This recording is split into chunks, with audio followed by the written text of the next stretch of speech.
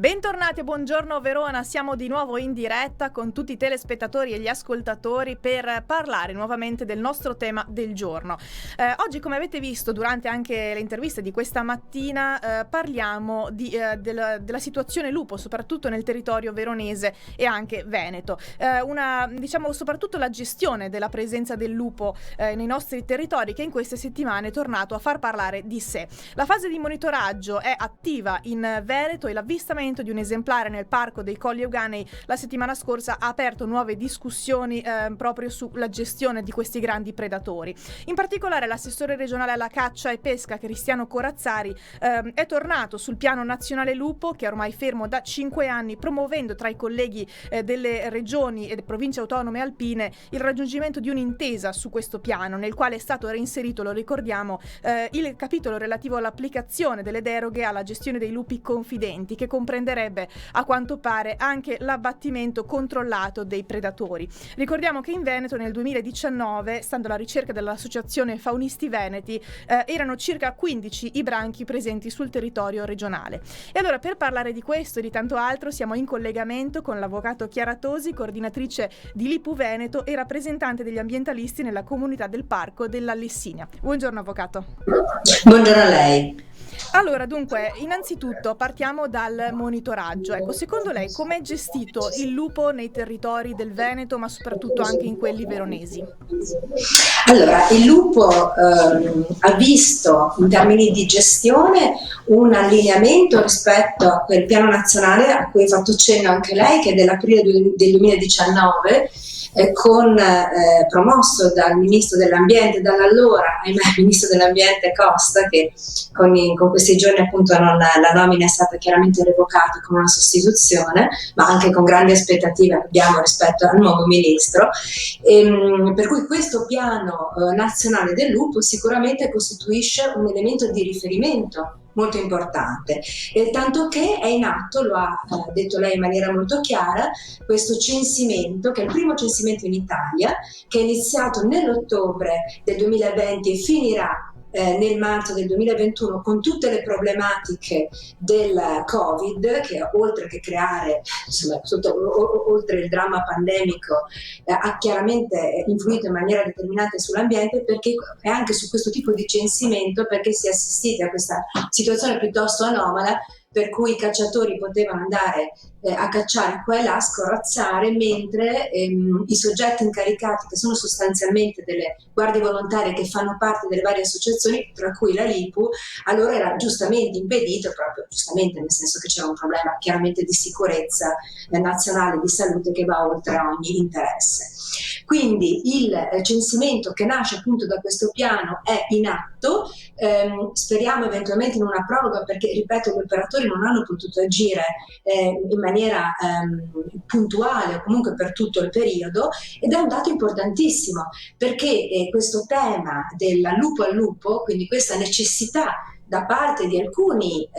amministratori, che chiaramente noi non comprendiamo, perché con la natura dobbiamo ipotizzare una convivenza, e addirittura una convivenza pacifica, nel senso che non può passare il principio per cui un animale mi crea dei problemi, io lo stermino, perché Certo. altrimenti diventa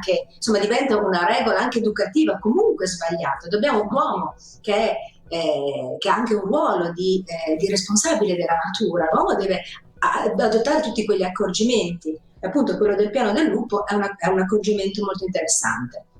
Ecco, per quanto riguarda poi le deroghe e la gestione dei lupi confidenti, quindi anche il possibile abbattimento selettivo controllato di alcuni degli esemplari di lupo presenti in zona, ecco, cosa ne pensa di questo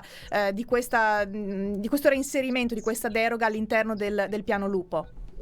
Si tratta di un abuso, anche perché io faccio l'avvocato, non sono un ornitologo, però se lei ponesse la stessa domanda ad un ornitologo, le dice che è pericolosissimo, un po' come sul tema dei cinghiali. Cosa significa selezionare? Significa che se noi, per esempio, colpiamo, uccidiamo il capobranco, poi la situazione diventa devastante. Ricordiamo poi che c'è un aspetto che non dobbiamo dimenticare: negli ultimi 150 anni noi non abbiamo mai assistito ad un'ipotesi di predazione nei confronti dell'uomo. È chiaro che il problema c'è, perché le predazioni si manifestano nei confronti degli animali, e gli allevatori giustamente sollevano le loro il loro grido insomma sono anche attività economiche che vanno preservate, però dobbiamo dire anche che appunto predazioni nei confronti dell'uomo non ce ne sono, che il lupo evita l'uomo perché il lupo ritiene che l'uomo abbia un cattivo odore e proprio ne sta a distanza debita, e detto tra me e lei mi sembra la scelta più intelligente che l'uomo possa, è la natura che insegna e noi dovremmo imparare dalla natura, per cui è inaccettabile un pensiero di selezione, anzi attenzione che questo censimento che finalmente ci darà dei numeri, perché abbiamo assistito a questi disegni di legge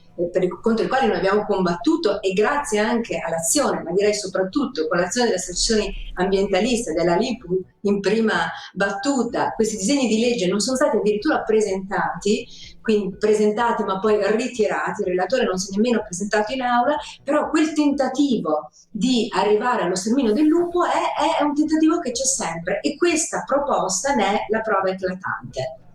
Ecco, in conclusione, insomma, perché c'è questa difficoltà di gestione del grande predatore del lupo, soprattutto in Veneto, come abbiamo visto in queste ultime settimane, e alla fine è veramente possibile una convivenza pacifica, secondo lei, tra uomo e lupo? Le difficoltà nascono sempre e comunque dall'uomo. L'uomo, la regione Veneto ha a disposizione questo piano del lupo che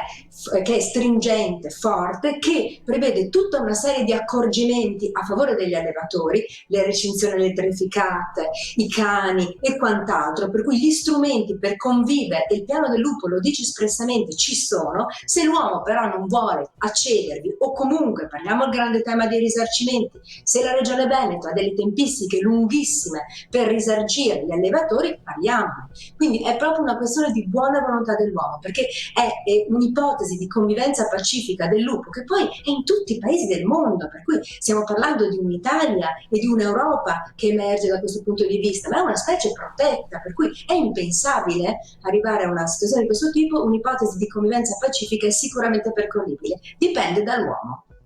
Assolutamente, insomma, adesso staremo a vedere cosa succederà effettivamente con questo piano lupo, se si raggiungerà un'intesa o meno. Noi nel frattempo ringraziamo e salutiamo l'avvocato Chiara Tosi, grazie per essere stata con noi oggi.